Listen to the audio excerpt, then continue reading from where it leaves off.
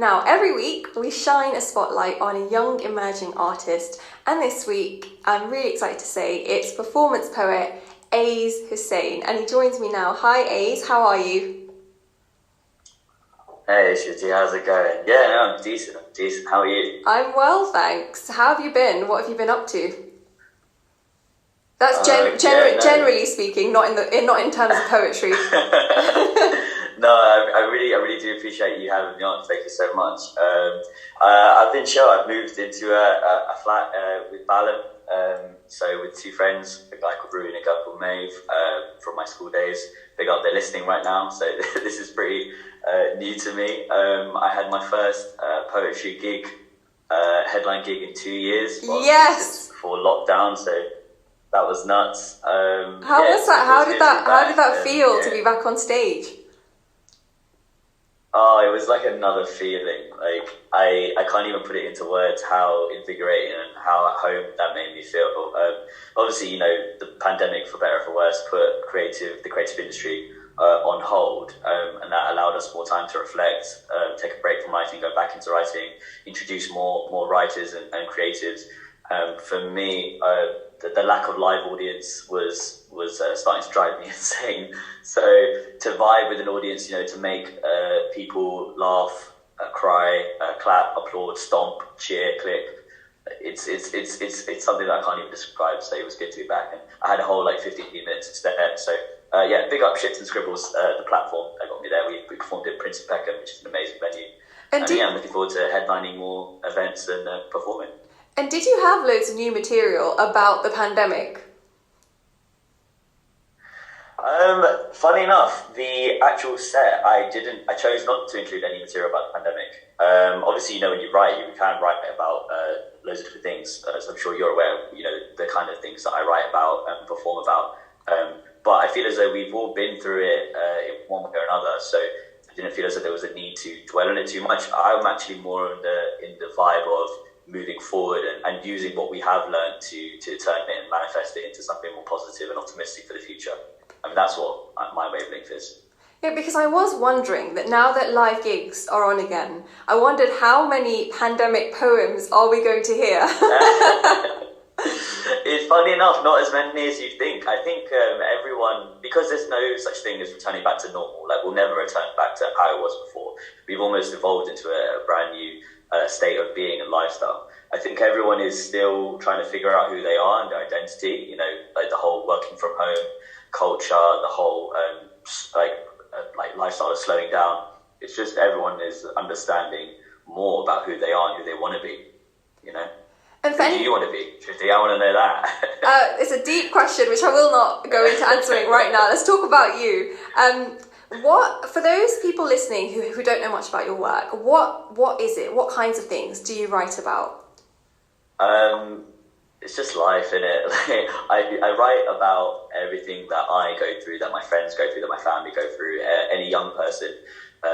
Obviously myself growing up in South London as a South Asian second generation immigrant, coming from Pakistani culture, there's a lot of tough subjects that are taboo to talk about. Not only, of course, one of the main things being mental health affecting a lot of young people and a lot of young men nowadays, but also ethnic minorities, racism, knife crime, sexual violence, sexual assault, Islamophobia, gentrification.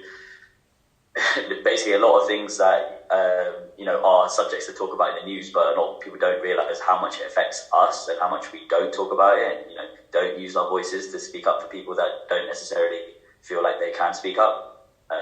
So yeah, that's all I try to do, is just speak up for people and speak up for myself, because I was taught so much as a kid never to speak up. So this is all a new leaf for me, let's say. And new side of the leaf. And these are all really, really heavy topics. So when you write about them, you're going into those topics, you're feeling them, you're re-feeling things. How does that impact you? Yeah, I mean, a mentor when I first started performing around, sitting around the country, first taught me that it's good to let yourself be vulnerable. Vulnerability is a strength, but to always protect yourself in terms of not triggering your own trauma. So you've got to be careful when you do perform, because not only because you can think about what other people might think and how it might trigger someone else, but also to make sure that you're in a safe space yourself and you're comfortable. You've to a certain extent process your own trauma before you can let it out to the world. But like in a calculated way where it's okay and you're okay and you'll be okay by the end of it, because it can be heavy. But also I perform lighthearted stuff, just anything to make people feel something, because I know feelings are important and it's important to let them out. And how important is it to you that you talk about these taboo topics? Do they open up discussions with other people following your performance? Yeah, really important. I think, like I said, the live audience, it's amazing to me because of the conversations that I have before and after. I've had people who've come up to me and said, that I know exactly what you're going through. I've been through it myself. My friends going through that. My housemates going through that. My neighbours going through that. But also, like some of the messages and DMs I get after some of my performances and things that I post online, I get people that have said, like, you've literally saved my life. And wow. This is coming from myself with poetry, spoken word, and music saved my life. And because obviously, it's no secret that I've attempted to kill myself a few times, and I've had loads of friends who've died from suicide, murders, stabbings, rapes. Like death. It's a lot, to take in at how old am I? Tender age of 24, but do you know what I mean? It's one of those things where you don't realize how much other people go through it until you actually speak. And it's a blessing to know that you're not alone. You never are alone. I'm so sorry. By the way, just going back to what you said, I know that you have spoken very openly about this on social media, online, and even on one of our Young British Asians talk show. And I really appreciate you speaking so candidly about your mental health. It can't be easy, but all of the work that you're doing around mental health is so appreciated and so important. So thank you. I really do appreciate that. Thank you for having me on that show where we talked about, I think it was World Suicide Prevention Day, which is also coming up this month soon. So that was one of the most interesting and insightful conversations I've ever had in my life. And to be like with you and with those other like girls of colour as well, where again, like it's such taboo in our culture, and to hear from like such different perspectives and from very similar backgrounds and very similar thought processes, and understanding how they can move forward with the dialogue was that was very special. And I've got a special place in my heart for you, so I'm always here for you. And again, anyone listening as well who's going through a lot, like my DMs are open, your friends' DMs are open, just speak to someone, please, because it is really important. Right, I'll ask you for your socials towards the end of the chat, but before that, I want you to take us back to the beginning. How did you get into writing? How did I get into writing? So I hated poetry growing up. It was just so jarring, in school. Like they teach you about, these old age white poets from like the 1800s who have nothing to do with what you're going through or what you think you're going through. But to be fair, it did come from a dark place. How I started writing that. I wrote a suicide note that turned into a poem on my 21st birthday, and I started that went sort of viral, and then people started sharing it. People started messaging me like, "Oh my God, you're going through that. Like, you should write more. Like, it sounds like a good outlet for you, an expressive way to process a lot of the things you're going through." And I started doing that, speaking from it's all personal experience, and it just went from there. And I think the confidence issue of not having any at the start, and thinking everyone's gonna judge you for what you say. Once you just stay in your own lane and just write for yourself rather than for other people and external validation, it's a very fulfilling experience. And that goes with anything you do creative in life, isn't it? It doesn't have to be writing. It could be artwork. It could be sports. It could be what you're doing here right now, which is blessing the whole world with your radio talk. It's it's dope, and I think everyone should do it. You're very kind. How has poetry helped you then with your confidence specifically? A lot, because I still shake every now and then. Obviously, the first gig I had in 2 years, I was very nervous, as excited as I was as well. But it does teach you a lot of soft skills that I think is definitely not taught in schools. So it shows you, that you don't have to put a mask on yourself. You can be yourself. And your voice is such a powerful tool to utilize and make the most of. It was given to us for a reason, and I think it should always be, utilized. And it does help. You do look at life a lot differently, and performing. And you don't even necessarily have to perform. You can just write, just post some page poetry if you want to do. Post some lyrics, post some bars. Anonymously or yourself on your personal account, wherever. The beautiful thing about social media is you can literally do it anywhere now, and anyone in the world can see. And that is a very interesting prospect, let's say. What have been some career highlights for you then along the way? Career highlights. Well, a main highlight here is speaking to you, 100%. I'd say I've had a good history with BBC. They've shown a lot of love to me. Obviously, that poem that went viral that I spoke about before, the Death poem, which is like a 10-minute poem. They asked me to perform that for the BBC World News, and then I performed in poetry slams like the Asia House Poetry Slam, the Roundhouse Poetry Slam, which is the huge concert venue gig hall like known in the music industry in Camden. I've performed with just around the country and around the world internationally. I've had a lot of opportunities I've been blessed with, performing in like spots like Box Park, Wembley. Like it's there's a lot going on. In London's very exciting, and it's opened a lot of avenues which I never believed were possible. And the whole spoken word poetry scene, you guys are listening right now, is the most welcoming scene in the world. Like, you guys are so lovely and so dope and so kind-hearted and humble. And, it's a very good family to be part of. And it is, I can speak from experience as well, but it is a really safe space because you have so much vulnerability in those spaces, and it is received really warmly, isn't it? Yeah, 100%. It's one that you should definitely be part of if you're not already. Just find your tribe. Your tribe will take care of you, and just want to see you elevate and grow. All right, Ace. So we want to hear some poetry from you.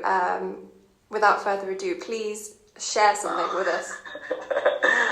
Sure. Yeah. I mean, I've already touched on some topics that I've spoken about. I think one, because this has been in the news a little bit lately as well, and also lockdown easing, I think is probably a bit apt. I can recite an extract from my poem Courage. I wrote that and performed that for a TV gig, and recently at my headline gig at Peckham, in the wake of the Sarah Everard tragedy. May she rest in power. So it's a poem on sexual harassment, and I wanted to I wrote it because I wanted it to come from me as a guy, because I don't really see many guys talking about that. And I want to start by, before I recite the poem, I want to start by saying I ain't perfect. I'm not perfect. I've apologized to everyone I've ever made uncomfortable or offended. And even though that doesn't actually absolve me of my guilt, I'm doing what I can, not just through my words, but, by my actions more, to help everyone around me, be educated and taking more care of each other. Because that's the only way everyone will improve, is if we spread love and turn our lessons into positive energy for each other, Thank you, Ace. So yeah, I'll, rather than the full poem, if you want to watch the full poem, how I performed it, it's 3 minutes, you can watch it on my Instagram or YouTube, but this is a 1-minute extract. So think twice when you're in the same street as a female. Don't have to be the whistlers catcalling to assert your dominance, or a stalker staring from afar, making them go pale. You walking behind them unconsciously is still uncomfortable prominence. Every girl we know has a story. The amount of times I've heard a girl remember a memory of keys clutched in a hand, ready to cut anyone predatory, day and night sprinting away from jeopardy. And the amount of times I've heard guys blaming the victim, stop saying what was she wearing and defending yourself with criticism, and start asking how can he stop her from despairing. Whenever you see it or hear it, make an effort to call out that unacceptable behaviour. Don't turn a blind eye thinking they'll be fine in a bit. Your active bystanding could be the one thing that saves them. We know sexual harassment and assault can happen to men as well. It's no secret that it happened to me before. But it's got to a point where women go through more hell. And the reality is it could be a mum, sister, daughter, a friend next door. Though that shouldn't trigger you to be better, as there's still someone. Parents worried about how you can protect your daughter. Why do you start by educating your son? Switch up the conversation narrative and have more to offer. Talk to your boys, brothers, dads, uncles, together on one-on-one. I shouldn't even have to be here reminding you to start doing this. But after what we've seen, it's clear more needs to be done. Hold ourselves and our circles accountable rather than dismiss. Because this is about you just as much as it is about me. From the ordinary boy or man all the way up to our society elites. Time's up for us to be the change we want to see and support our girls and women to reclaim these streets. Wow, that was incredible. Thank you so much, Ace. There's so No, I many appreciate lines, it. so many lines in that I wrote down. But instead of reading them out, I'm just going to say that I want people to go and hear the full poem online. So how can people do that? Yeah, follow me on socials, I guess. It's at A's official, so that's at AIZZZ official.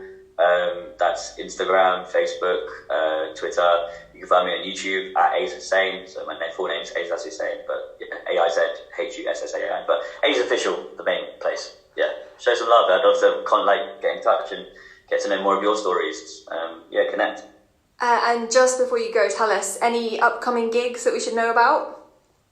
I'm going to keep that under wraps. I have got a few announcements I'm going to make, but if you want to find out more, yeah, definitely keep in touch there on socials. But I think the main thing is obviously with lockdown easing and creative industry booming back up, I'm going to show my face a lot more at gigs and just support more people. So if you guys want to know some more undiscovered talent, urban talent around not just the city but around the country, definitely keep an eye out, and I'll be posting them on my stories and spreading the good vibes like we should all do. Spread some positivity in the world. Ace, thank you so much for joining us today, and have a good evening. Actually, it's been a pleasure. You too. Thank you so much for having me. Have a good evening, guys. Big love.